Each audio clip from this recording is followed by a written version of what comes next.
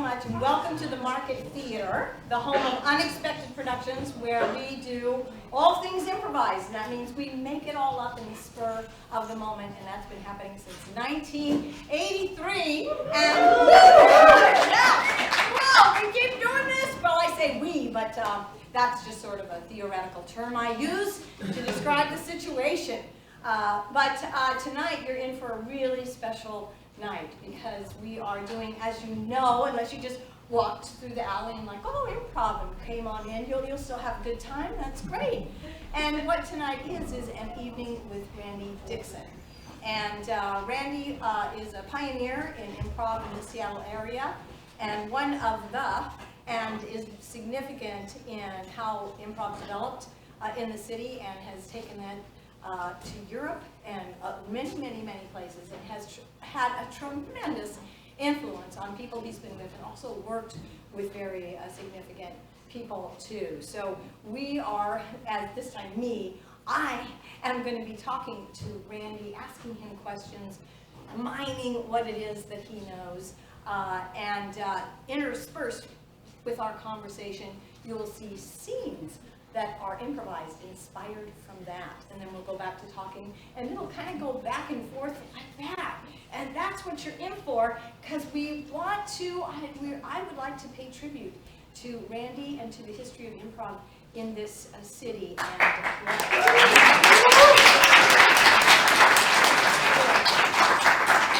We have a cast, a whole bunch of people. I think there's 12 that are going to be doing scenes, making it all up. They have their own history with improv and the company as well.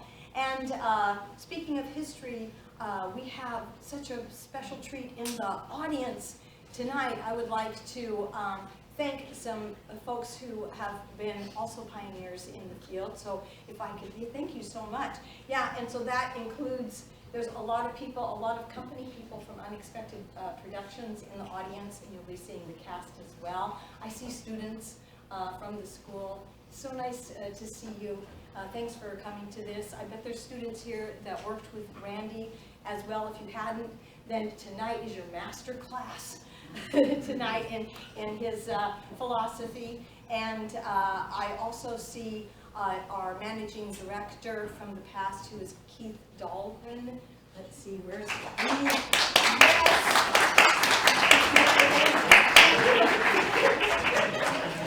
Okay, very good, thank you. Sitting right next to Keith is a former education director, and he started the Hogan Cup that happens. There's Jeff.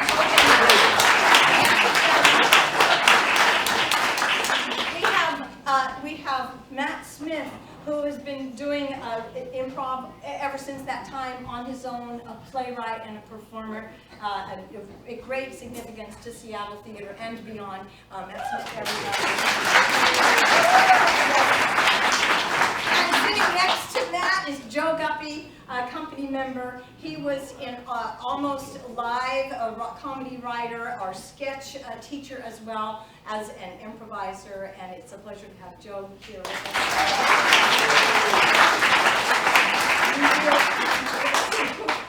And we also have we used to have an international festival of improvisation, and one person came from the beginning and to everyone for a very, very long time from Portland, Oregon, and is now on the board. So we have to applaud Tom Johnson.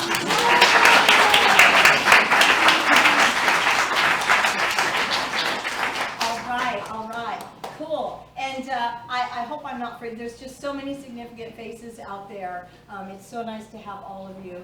And it's especially nice to have our cast of players. Come on out, show us who you are.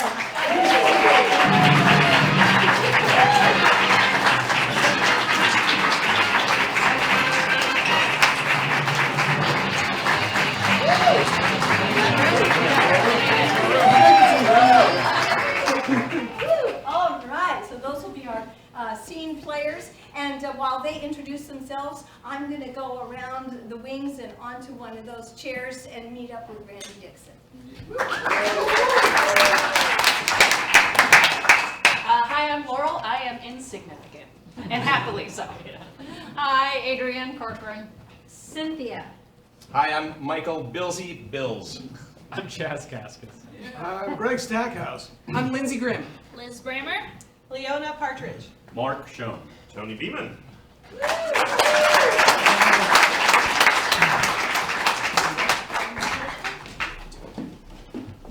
And our featured guest, Randy Dixon.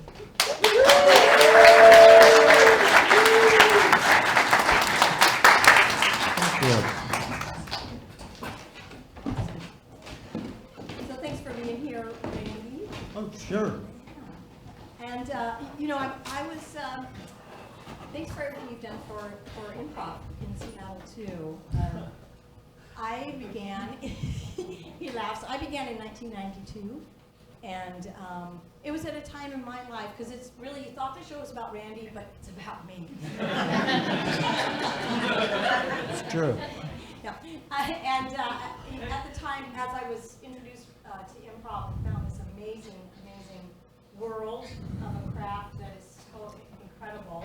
I was also attending a church, and I was thinking, gosh, where should I want to put energy into the world that's positive? Oh, this is a bad intro. Now there's going to be people that don't like me, but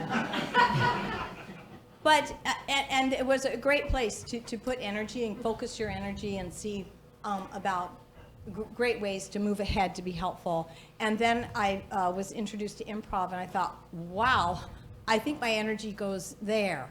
And so I do appreciate all the energies from all the institutions that we have.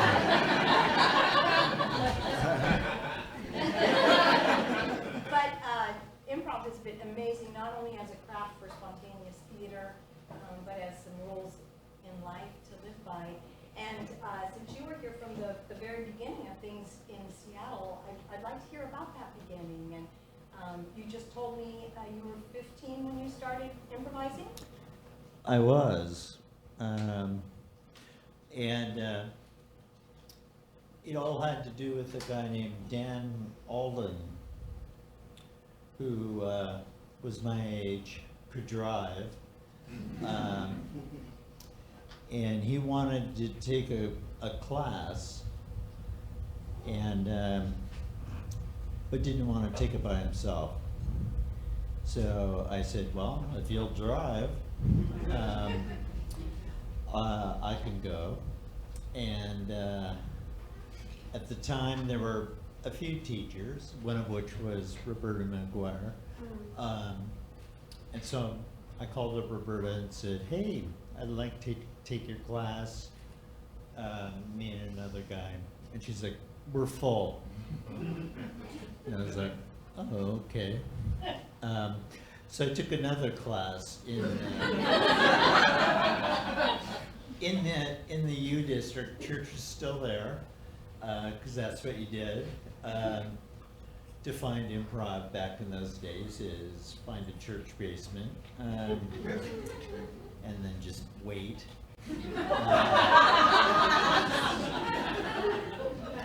And unlike my character, again, I was like 15. I, after a few weeks, realized this guy doesn't know what he's talking about. I don't know why. I didn't know what I was talking about. And I thought, wow, well, I'll finish this class. Out of his class came a terrible improv group, which I didn't run. I was just a member of.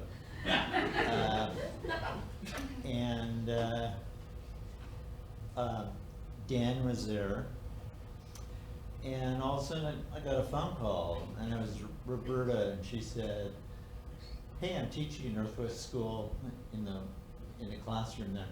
Do you want to come? There's now a spot. And I was like, sure. So I went, and that was sort of the beginning. Was doing that, and then taking the workshop with Roberta, I realized, oh, okay, here's somebody who knows what they're talking about. so I can learn a lot. And an ongoing theme in all my training, and being friends with all these people was, people say, oh, how'd you learn to do that? Well, okay, one, that's who you went to. You called people up and they were like, how'd you find me?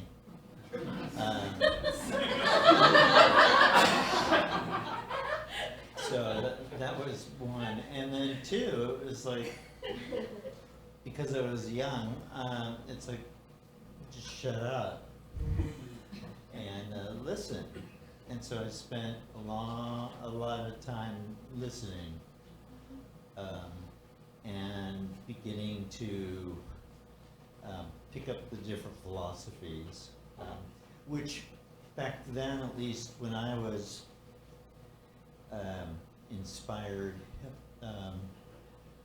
people had schools, and you followed this one philosophy, you followed this one, and I had this idea of like, everyone's talking about the same thing. So I'll just cafeteria, pick and choose what I got from people. And so that's kind of what I did. Everyone's talking about the same thing. Pick and choose. I see players inspired by Randy always had Jack Chick comics in his desk, which, if anyone knows, these scared straight little Christian comics he used to get on the bus. So anyone who would like, I just really like to explore the dangers of getting into a car with bad improv. All right, so this is the basement level bad improv avoidance class. Should we leave? No, that's okay. Are we trying to avoid it, or are we trying to? Well, I was told that if I wanted Dungeons and Dragons, mime class, or computer programming, it was in the basement level classes. The doors are really short in Really here. short. I looked in the phone book under I. But I'm sorry, we interrupted your Yeah. class. What are you teaching? It sounds interesting. How did you find us? I looked in the phone book under I. Here. All right. We'll improvise We with came them. to shut up and listen. All right. Thank God. What's something, I'm going to ask you for an offer. What's something your parents told you not to do?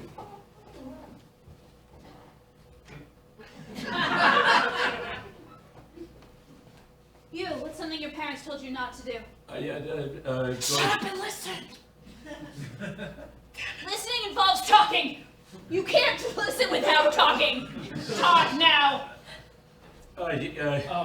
Accept bribes from Yeah, there strangers. was. Yeah, okay. Now listen! Do drugs. Listen. Hey, little girl. You want to do some drugs? Yes.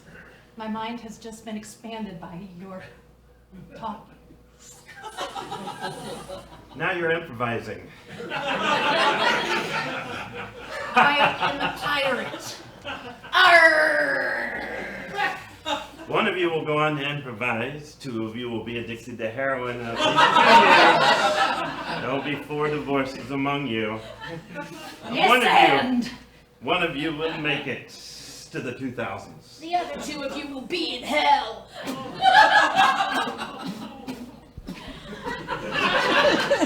Shut up and listen.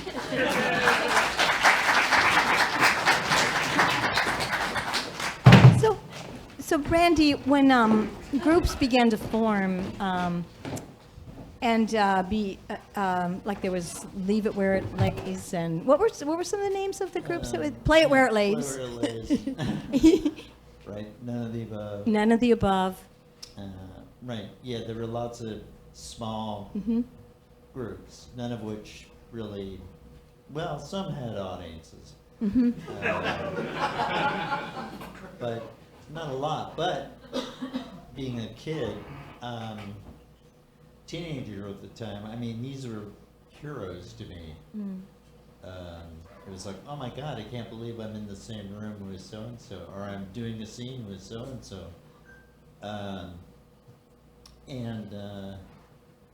So again, even in the local scene, the goal was like, okay, they know more than you do, be quiet. And that came in handy in the early days when I was first getting to know Del close. Because I was a kid, I was always afraid, terrified, really, of Del. And so I'd always stand behind somebody, and hope I didn't get picked on. And I didn't. And I'm not sure why he took a liking to that. But I think he saw, oh, here's this kid,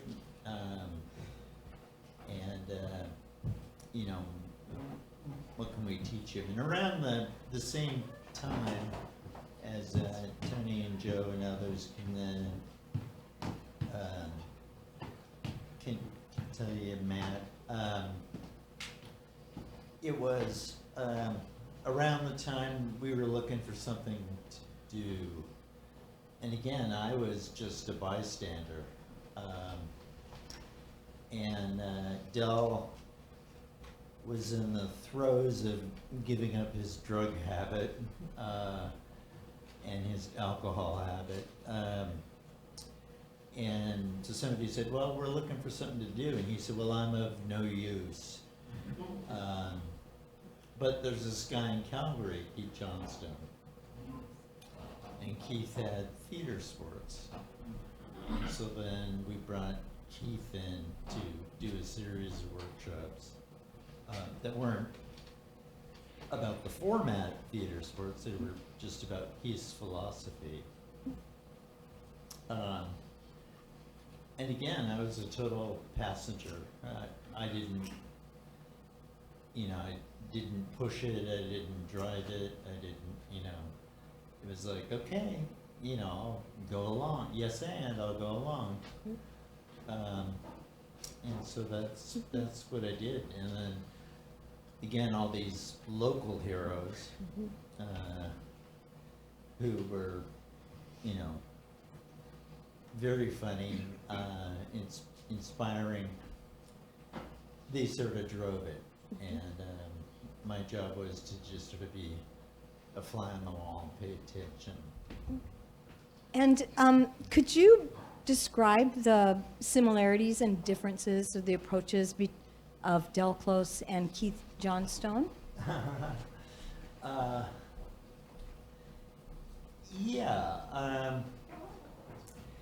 One thing that happened with me in my journey was because Del was scary,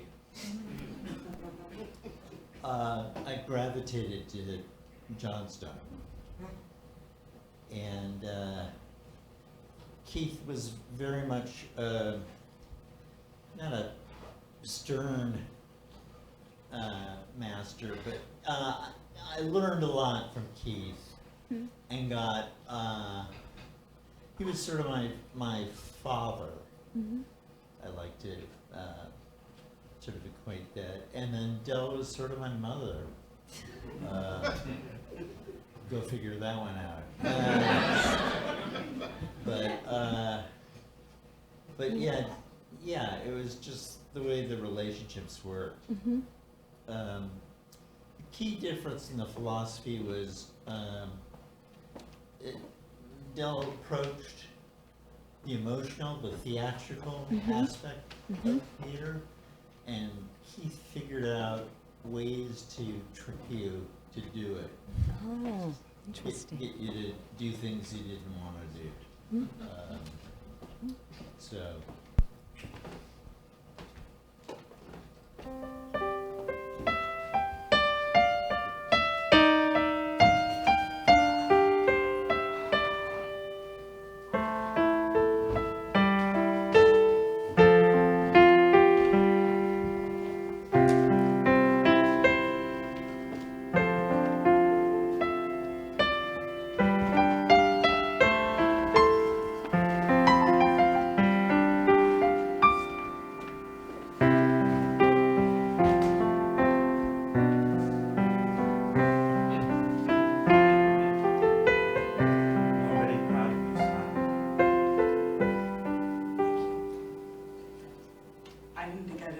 to do this.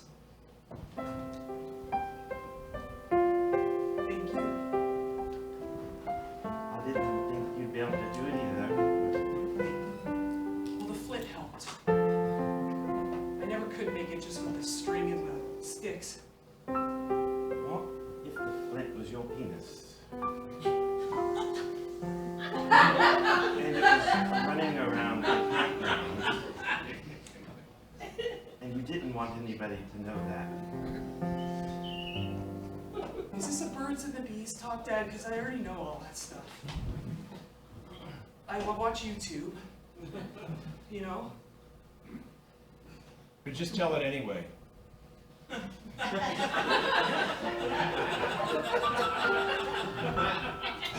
Imagine life is it's like a couch with a hole in it. You're gonna want to crawl into it sometimes. Like right now, I want to crawl into it a little bit. Imagine you've just been living in some sort of fantasy world. But you should just stay on the couch because it's the obvious thing to do. I got your hat.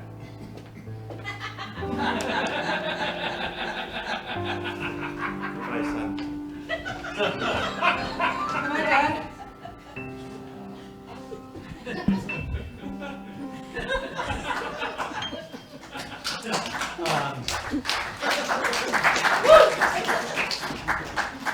Yeah, so Keith had the philosophy and what he was doing, but then he's like, oh, we were looking for something again to do together. And he's like, well, I've got theater sports, which they were doing in Calgary. I think it went Calgary, Vancouver, Denmark, Seattle. And then from there, around the world. And, you know, the brilliance of theater sports and Keith doing it was, he would always say, people don't understand improv. It's too confusing, but they get sports. Especially in Canada. He goes, you know, they got hockey, so they understand it. And he was right. I mean, you know, Calgary originally, they did theater sports in a cattle auction barn. So they weren't selling cows. But it had ramps and, yeah. And that became the home. It was out by the airport. You know. So Seattle was the first in the U.S. to do theater sports then. It was Yeah. the first in the U.S. to do theater sports. And give or take. I mean, later on, you know, there was some controversy around that, just in terms of, because the U.S. at the time, maybe it's true now, doesn't recognize international copyrights. So we owned theater sports and could have easily gone McDonald's with it, but didn't, because we were trying to take care of Keith and the format and, you know, the philosophy with that. And again, I'm not sure who all was involved in the discussions. I started getting involved. I was still a teenager, but in all the different machinations of people, groups running, you know, theater. So, you know, we made every mistake in the world. Started, you know, trying to run it as a committee, and then that just went horribly wrong. So, you know, to a lot of people who were around in those days, joke that theater sports and, you know, Johnstone survived in spite of us trying to kill it, which we came pretty close. Yeah, so that's kind of how it started. I've heard of that being kind of you're more John Stone or you're more Del Close, and the way you described saying Del Close was about emotion and theatricality, and John Stone was about how to trick you into doing those things. It comes from a place of very much, they're kind of the same thing, from different Right. voices. And you're known as being someone who embraced both and did both. Yeah, and that just expanded, and that was that idea of, well, everyone's talking about the same stuff. Yeah.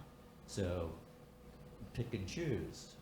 You know, oh, I can use Paul Sales there, I could use David Shepard here, that kind of stuff. So. In honor of you doing theater sports for so many years, what was your favorite theater sports game to play?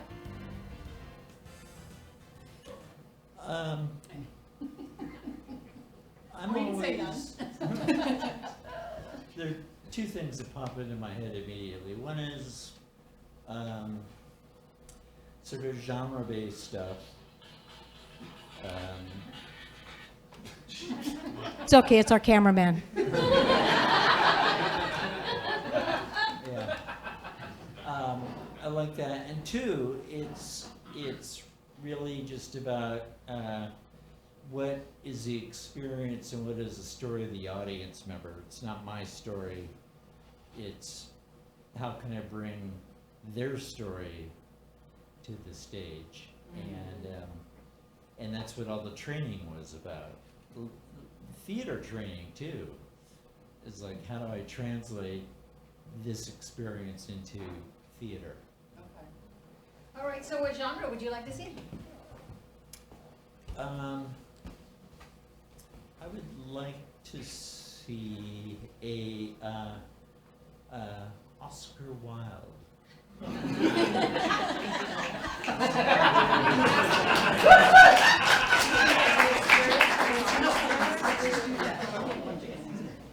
So also in honor of an experience from an audience member, can somebody share a time where they felt they were greatly misunderstood through a group of people at work, family? You were just misunderstood, just a brief, true experience being misunderstood. You meant to do one thing and it got misunderstood. Yes? Taking the ferry from June to Seattle, and some guy sent me and a woman that I met his cabin so we could take a shower. Okay. And I had a red shampoo and a red conditioner, which I left in the shower. And on the way out, I grabbed his red conditioner and shampoo and left. And somebody came up to me and told me, that guy's gonna kill you. Because he sat at the bar for hours stewing, and I went down there and gave me a big favor, and I stole his shampoo. It was very scary. All right, so thank you, Matt. This is Matt Smith. It was from June, yes, thank you for the story. So Matt, you're traveling from Juneau to Seattle on a ferry with a friend, a woman friend, and this gentleman allowed you to use his shower so you could shower while you were on the trip, and you both had red conditioner bottles, a shampoo and conditioner, and you left with his conditioner bottle. Yes, and he didn't see mine in the shower. So I Didn't- left. Great, thank you. We'll see that in the style of Oscar Wilde. Ladies, I hope you don't find it too untoward of me. David, go on. Well, sit, please. I hate to discuss things. I'm not sitting until I know what we're sitting about. I brought cucumber sandwiches. Let's sit for that. Thank you, Guinevere. I I've of Juno. A Duke of Juno? Yes. You do know about I the do. Duke of Juno. No, should I? He was just the most pleasant man I've ever Well, met of in my course. life. And, you know, I am of courting age, so... He's a This little is true. dirty. He's a little dirty. You mean he's French? This is correct, yes. No, I'm saying that he's a gentleman that needs to wash. Well, that's exactly... Agatha knows because she spent some time with the Duke of Juno? Juno. What? Yes. I used to have a red bottle, and I let him use it. You mean You This- never let people use your bottle. this red bottle that he gave me in the carriage ride Uh. here? This red bottle that he said belonged to no one but me? Agatha! It was hers. You know it was mine. It's got my crest on it. Two geese flocking. I mean, I was destined for trouble with that kind of a crest. I'm absolutely mortified. How could I not have seen this? It is not your fault. I You're could- young, as you said. Very misunderstanding when a gentleman from Juneau speaks to you and offers you his handkerchief. I saw the handkerchief in your shoe. It has 3 mice. Micing. Yes. Lewd, lewd, lewd. Please. I could kill him. But I love him. I'm so conflicted. Agatha. My time with him is done. It was a ferry ride a long time ago. And the ferry sails often. That's all I'll say. But you never.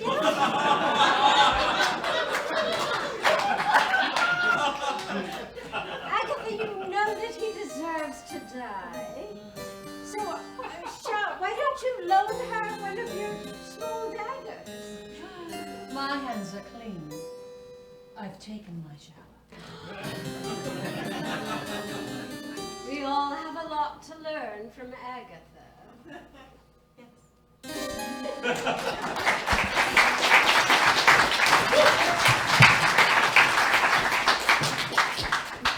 So, Randy, you were an undergrad in theater, right, at Seattle University? Yes. Yes, yeah. And in the early days of theater sports or groups that were gathering to do improv, there were many actors, theater people. That's who, Right. is that right? Yeah. Yeah, it was, we didn't have people that took classes and then got on stage. You literally had actors. I mean, when we started, as I remember, doing it, we did it Monday nights because that was the actors' night off. And so it was bowling league for actors, and you had, these amazing trained actors, who went to graduate school and did all this stuff on their own, and then brought it back and put it on our stage. I mean, it just would happen, took it for granted. At least I did. Now, especially when I see improv, I think, well, God, it'd be great if we could bring some of that training back and some of that, the idea of theater, but it's tough and nobody wants to take the time to do it. Back then, when you're going to college, you're spending a lot of money doing it. So, so you had that, but again, it was a room full of people for me who I was like, oh my God, I can't believe I'm in this room with these wonderful people. And it just happened.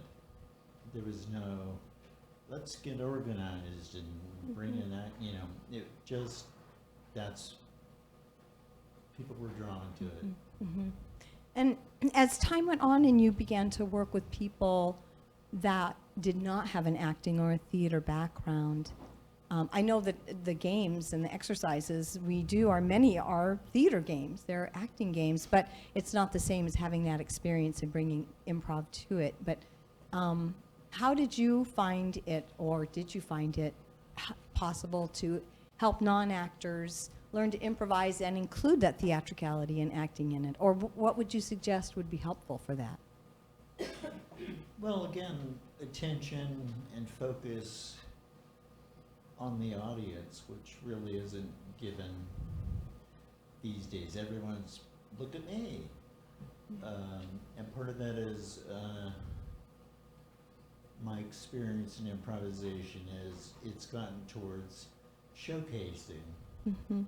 So it's like, look how cool I am, or look how funny I can be, instead of how do I take this audience experience and put it on stage using my skills. Mm-hmm. Cool. Grief. Fear. Glee. Ennui. Being upstage. Grief. Fear. Glee. Birth. Ennui. I come forward and I see a bright light reaching out, Fear. crawling out. I'm scared. Ennui. Mama holds me. Break through the canal. No, I don't want to hurt Glee. you. We are pioneers without a frontier. Fear. Break through the canal. You are a pioneer.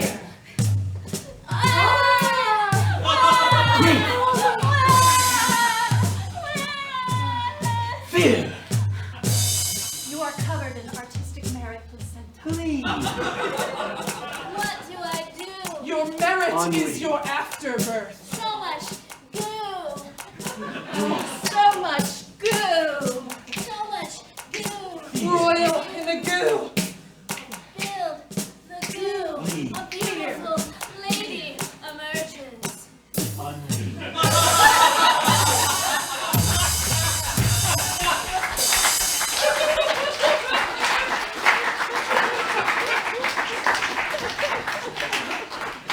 That's pretty much what it's like.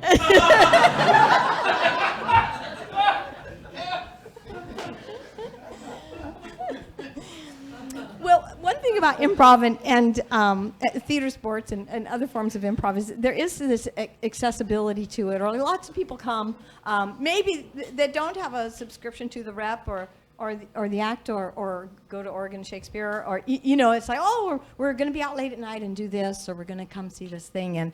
And I remember long ago when I first started, the audience were people that came back a lot, and many times if we asked for a genre, we got Mammoth.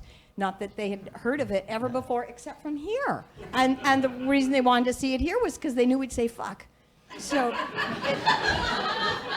but there's a strange playfulness that emerges from a spontaneous, hey, let's do this, let's play in this this form. Right, and the key, since we're talking about genre stuff, say Mammoth, is he's going to use fuck. What you want to do is learn why he says fuck. Not just throw it in, which I feel like people do sometimes. They, I'll just throw in a few of those. And it happens in lots of different genres.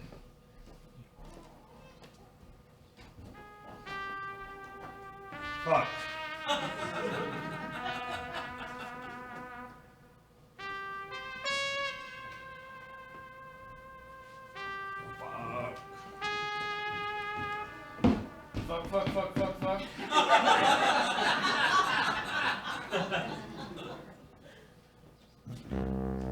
Fuck you. Fuck off.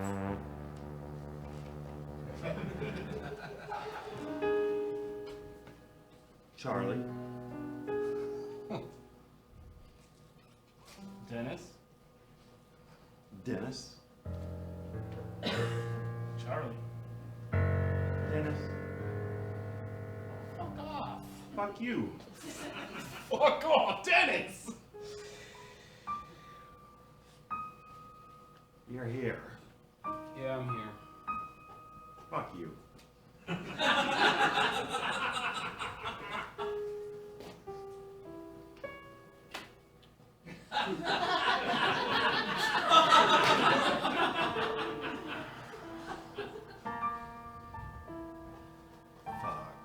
Dennis, I'm here. Happy birthday, fucker. I'm here to fuck.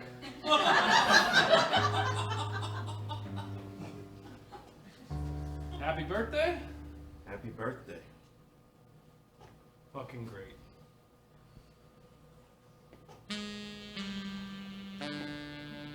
Fuck you. That's why I came.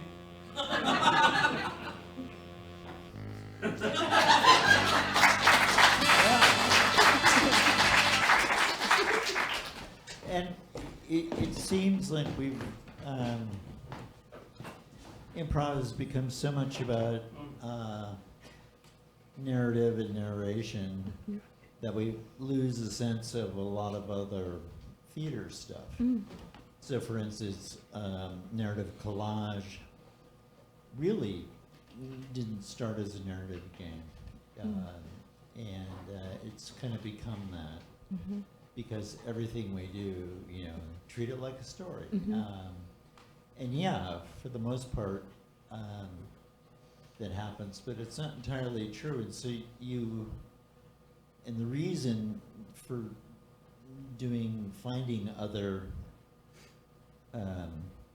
motivations is variety's sake. So that not everything is, I'm going to stand in front of you and tell a story. But you can find different ways to get it. I mean, again, think about going to an improv show, going to theater, just being exposed, to different things. We get a lot. It's not just, oh, if they don't spell it out, I don't get it. It's more like find what tool is necessary to tell the story, or to bring out the narrative. And I've also been looking at people that we were in Europe with, because you ended up going to Europe a number of times. Right. And first, how did that start of you going? And then I was interested in hearing you talk about what you learned from going to Europe about doing improv and theater in Europe and improv in Europe, and what you brought back. Well, the segue makes sense. What happened was I got approached, and this has happened a number of times, a couple times in Europe, but I got approached and they said, we want you to bring a show and workshop out, to Europe. And whoever else you want to bring. We trust you. So, of course, working here, the people that I knew who were the strongest improvisers were improvisers here. It wasn't until years later that they kindly said, we want you to come, we want you to teach, we want you to do shows, but bring other people. And so that's when, like we had Dan from LA and Wendy from New York. So that happened a number of times. The thing I learned is exactly what we've been talking about, which is I went to Europe and saw that in many circles they understood theater. They got, oh, you know, we can create theater. And it was something I wish we had, as an art form in North America, brought back, which we didn't really do. We kind of went over and dominated. It's American. And, you know, whereas like, oh, we could have taken a bunch of stuff. There were, you know, as you know, having gone, you know, seeing certain shows, you just kind of go, wow, these people are amazing. And then I would come back a year later and they would just be doing North American talking heads. Instead of clowning or mime or, you know, whatever it was that brought theatrical skill to the stage. And there was just you started there. So you didn't have to go, okay, you know, let's work on the basics of theater. It was like, they got it.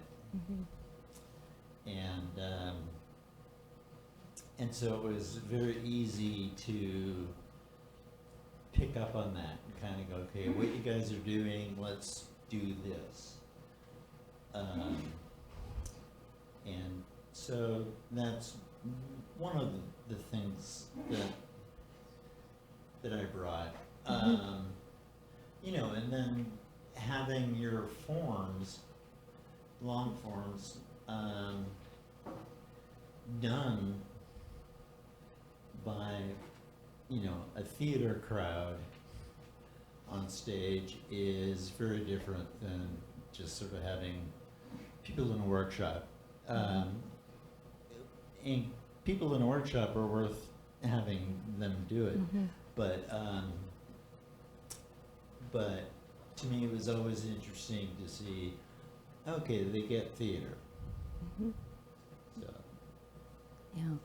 Well, the forms that I was part of one of the forms that you workshopped in Berlin, and we did it with a lot of people. You did, and then we did a tour of it with just 4 of us.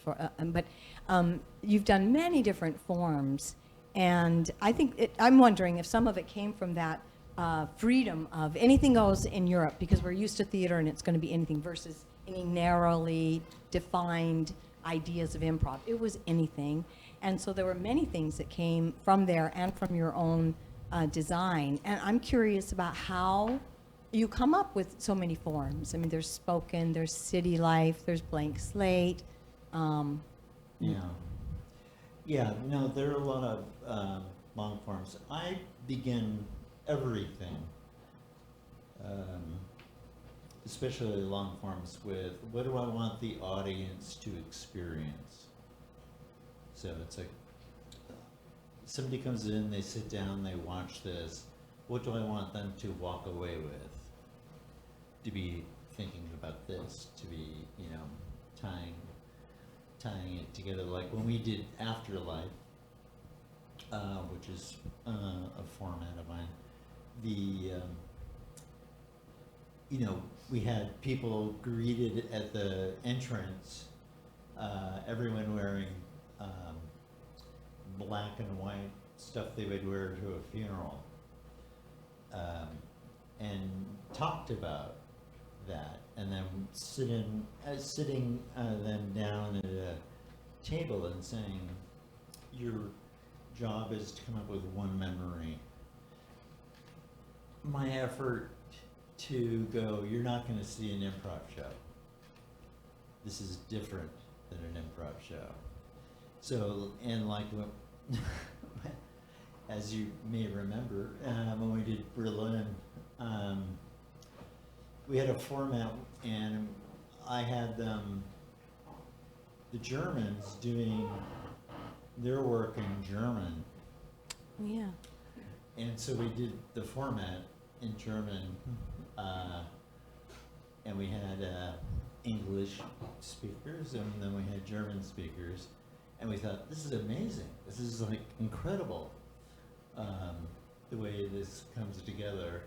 And then we went on tour, the four of us, and the next city was Hamburg, and we couldn't improvise out of a paper bag. I mean, because we all understood each other. Yeah.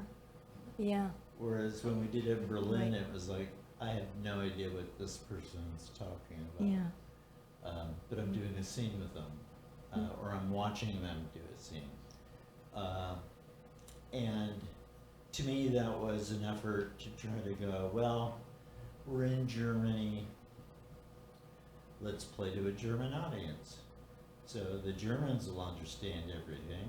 They'll get the English, they'll get the German. We won't, but that's okay. And that's what I wanted the audience to experience. Like, oh, you know, it cross languages, and you know, and that still flies to this day.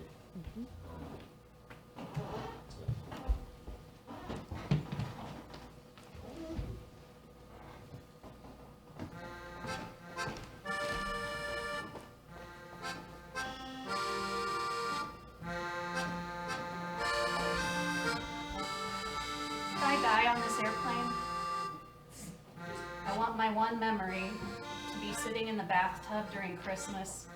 Both my sister and I had chicken pox, and we had to cancel our trip to Hawaii.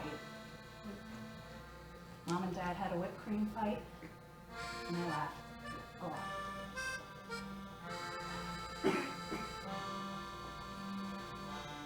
If I die on this airplane, I really don't want it to be at work, you know? I'd really rather be enjoying my trip. Going somewhere exotic and nice. Like back and forth to Omaha. I mean, it pays the bills. I don't mind. I meet a lot of interesting people. I just really want to think that my life was something more than just what I did. And this would be a bad thing to happen. So I really, really, really hope it's not today. If I die on this flight, I hope when they find the black box, they don't blame us. I want it to be like a manufacturing problem and not something I could have prevented, or like I should have spent more time understanding what this row of dials means.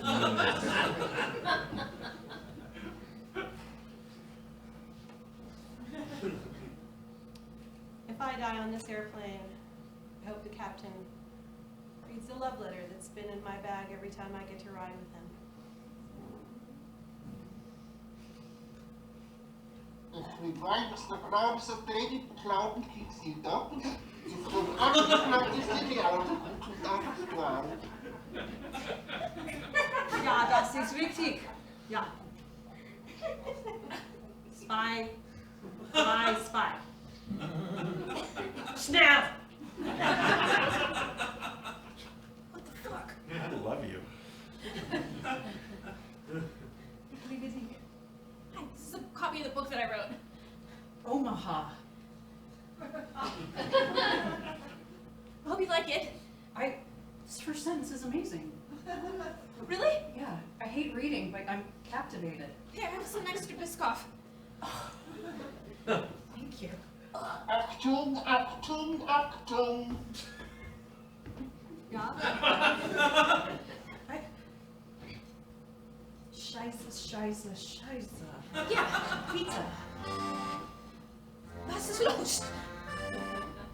Autobahn.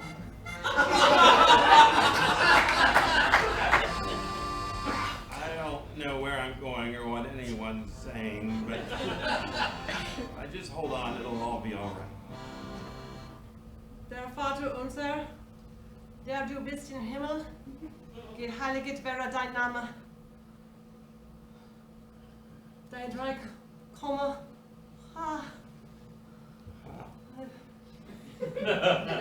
Dein Wille geschehe, wie im Himmel als auch auf Erden. Put on your seatbelts, please. Do you really think it's gonna help? Ouais. C'est très bien. Oh, oui. C'est une langue que je comprends. Really? It means that much to you? Vraiment, c'est ça. Oh my gosh, I had no idea. I can't believe I never published it. Tu me souviens comme ma sœur. Auf Wiedersehen. Ich liebe dich. I love you.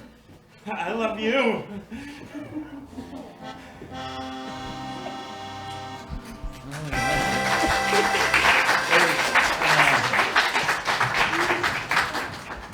One thing about what I was talking about impact on the audience and what the audience expects. One thing that happened with Afterlife, which is actually probably one of the biggest compliments I got, was a theater person I know came and they expected, oh, improv, jokes, you know, and showcasing. And to sit down at a table and say, what's one memory you would take with you? This person talked about their father, and the next day I got an email from this person saying, you know, when I came to your show last night, the last thing I expected was to think about my father. And I thought, well, that's the goal of the show, is, there you go, you know. They came in expecting one thing, got something else, both of which are worthwhile. Mm-hmm. So. Yeah. I also, oh, wait a minute. One time, I was in a show that Randy directed, that was Chekhov, who's improv in the style of Chekhov, and the advice he gave us was that every Chekhov character is super selfish, and they are really only talking about one or 1.5 things at any given time. And I think about that every day because of the people I work with.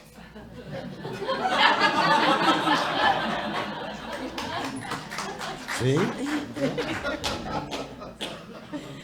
I wanted to ask you about, I know you got your master's in mythology or Jungian. Yes.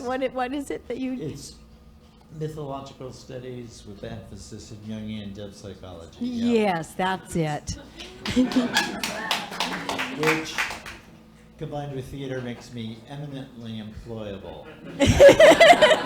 The goal of education. Yeah, I'm good at parties. Yeah. And how did that, I mean, did you do that out of improv, or did it influence improv, or what's the relationship? Yeah,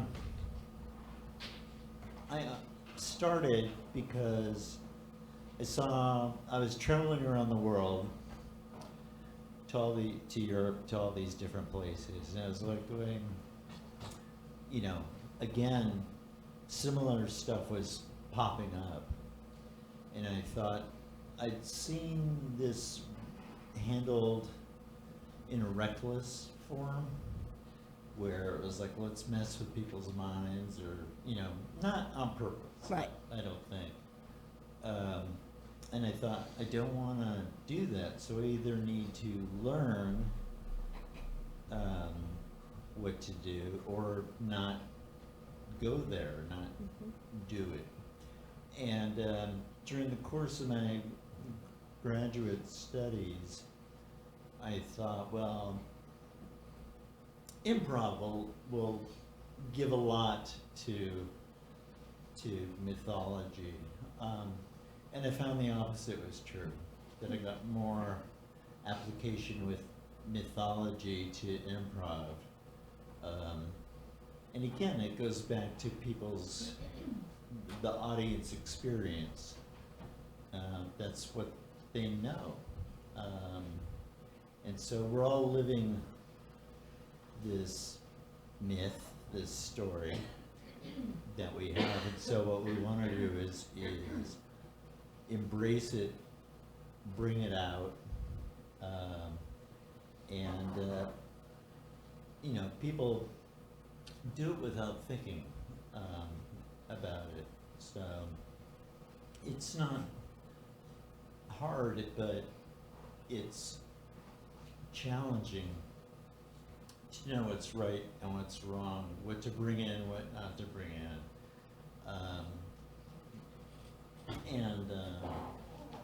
So I've done stuff combining the two, applying one to the other. This is my favorite Randy story. I use it every time I teach classes, and it goes like this. I'm standing off stage. Well, let's make it. I'm standing off stage like, no, I'm here. And I'm watching what's going on stage.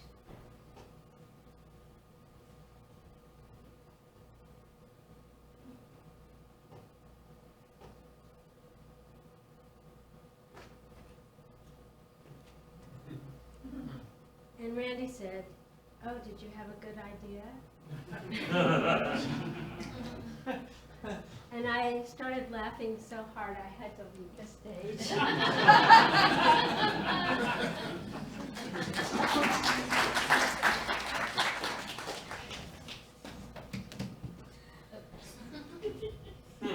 Yeah. Stay. Stay. You should have stayed. You should have stayed. Yeah.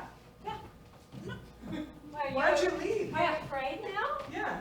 You're scared because I put my hand up? What's the problem? Don't close isn't scary. Yeah, come on. In the beginning, there were two women, Neva Boyd and Viola Spolin. And they bade children come out of the group program who were scared, nervous. Stay. You're You're welcome here at the Hill House. We're just gonna play. Yeah. It's just play. Yeah. Come on. Come on. Just play. Play. And then there was Paul, Yeah. my son, Viola, angry, fiery of heart.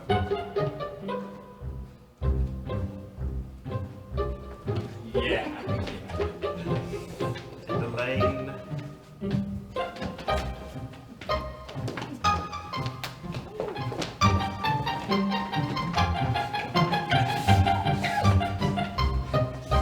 And it was good for some time. And then there was Shepard. Life's but a walking shadow. Who did not believe. A poor player that struts and frets his hour upon the stage and then is seen no more. It's a tale told by an idiot full of sound and fury, signifying nothing. And then Dell. Nothing! And there was division of fire. And Keith from the north. More division. And it stayed, but was it good? And it was a copy of a copy of a copy. People forgot the sacred words or misspoke them. Come on down to the auction barn. We have the best improv here. Get your cattle. We got ramps. We got everything you need for a quality improv Canadian show. What should I do? Just make them laugh, son. When in doubt, take off your pants. What? I see more in you. I don't think you should have that one. yet the old gods lived in them, and there was truth still. So, show us your heart. These cattle have been sold over and over again, and now you are going into each and everyone's home, into their heart. Win them over with your emotional integrity. Win them to what? There's a great plague across the land, and when the people stayed home, there was no assembly, and there was no improv. And they cried out on their video screens in pain and tried to improvise and failed. And then the plague was over, and they came back and assembled again, and it was good for a time. What is this about, Eve? I don't know. I thought it was going to be It's so funny. self-serious. We had to pay to see it. We've got this guy here talking about the audience, and somebody's talking like the Bible and I know. stuff. I don't know. I don't even know I what don't he's talking know. about. Anyway, Can we get a drink now? let's go get a drink.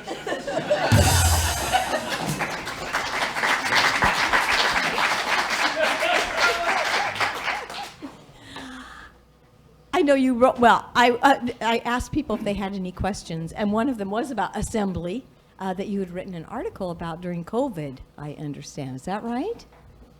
I must have got it wrong. Let me read the question. During COVID, you highlighted an article that made the point that theater is about assembly. What does that mean to you when you think about what improvised theater has to offer? Right. Well, at the heart, working with, being lucky enough to work with these pioneers, again, through no design or plan, it just happened. But one of the things that really drove David Shepard and Paul Sills together, because their personalities were definitely different, was this notion of community and coming together to tell a group story, to share. Here's my experience during COVID. Here's my experience, the current political situation. Here's my experience, in sharing them with each other.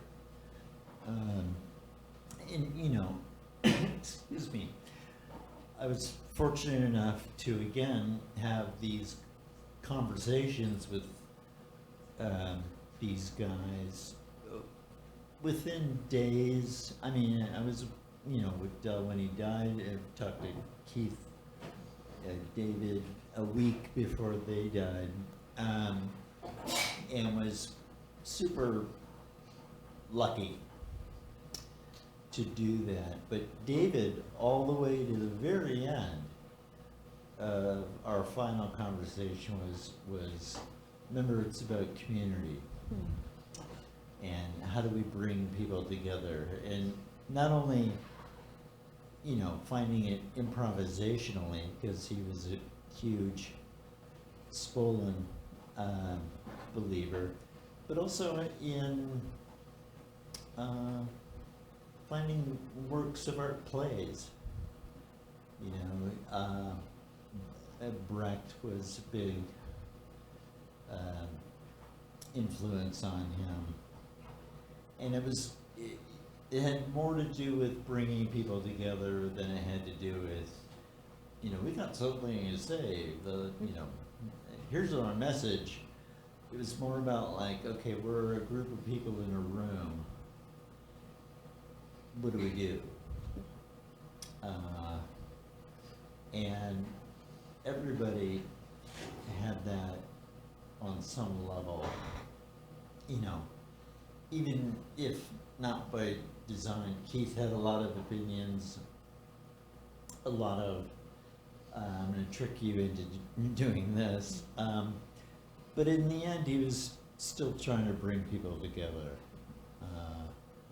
And you know, and to be part of that, to see it, to share, to do it, was huge for me.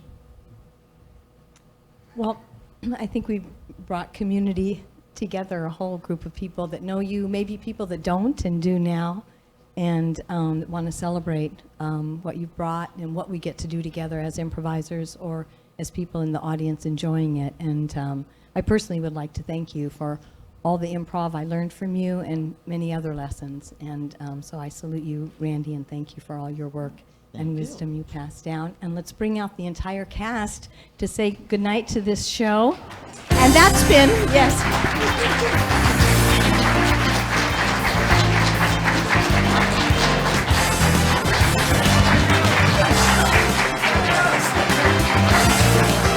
And I want to give it up to Troy Mink.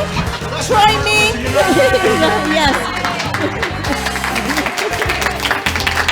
Troy has also been a member of the company, and you've directed him in his one-person plays and been part of his theater life as well. Great to have you, Troy. Thank you. I didn't hear what you said, by the way. That it's you were in the company and you wrote plays and were in them that he directed. Yes, okay, true. It's all true. And one of Randy's favorite stories to tell, as I understand it, too. Is it? Oh, it's Brick Firmly. Yeah. Oh, go ahead. And, I will say to those out in the audience who I don't know, I will talk to most of you. If you come up and strike a conversation, because again, it's about this community thing and sharing with each other in our mutual journey here in the theater. Mm-hmm. I'd also like to give it up to our tech people who are Jeff on lights, our sound. Sarah Wood is also in the tech booth, and so is Nicole.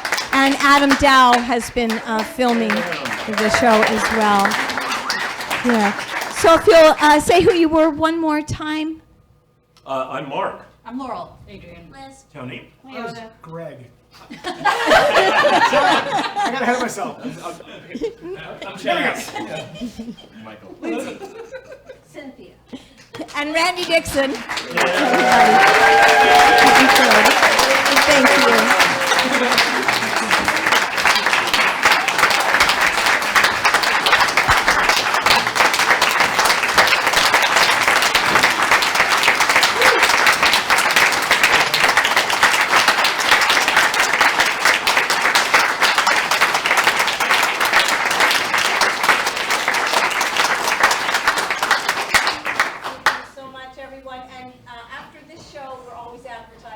There's another one, but there's a reason.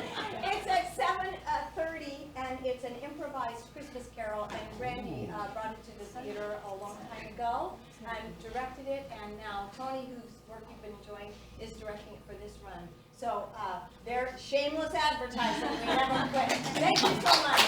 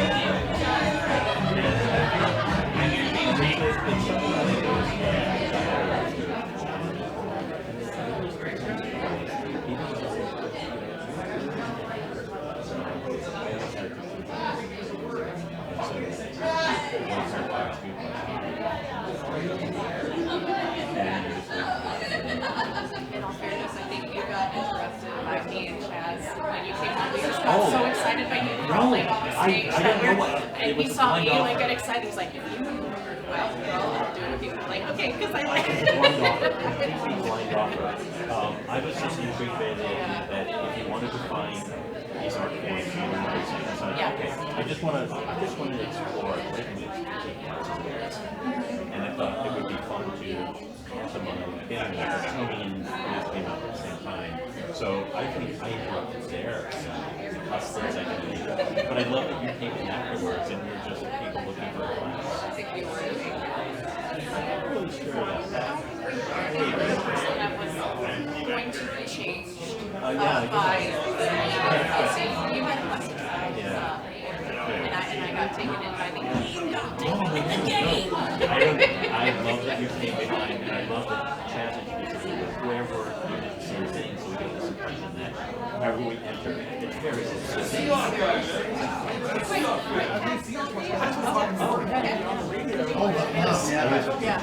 I get home, my car until gone. The shadow rose, and I just thought, man, they never the sound this way. And then I got Tim Harahan was my sound guy. And he just like, he had a great sound effect, practical sound effects. It was just amazing. Hey, John, which way to get Sarah Wood's attention? What's that? Hey, good to see you. Oh, nice one. Some people can sit on the stairs. You do whatever you want to do. There was a lot of sitting. I think you only need to know. I seat to see if it actually looks like I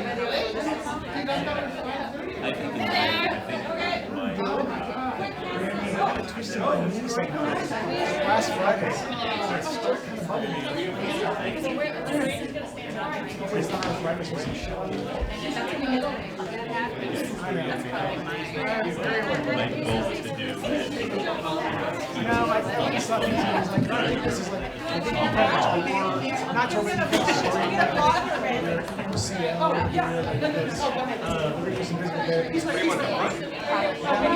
yeah, let's put it to mine. No, like Saturday, last Saturday. So we all around we hoisted it on our shoulders. Yeah. But it was like an injury that came from this hurts.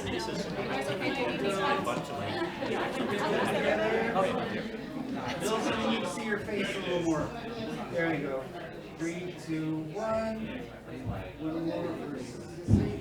Here we go. 3, 2, 1. And last one. You guys be so handsome.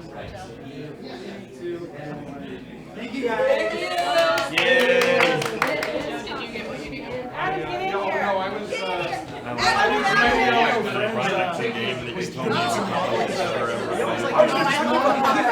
I would have missed it.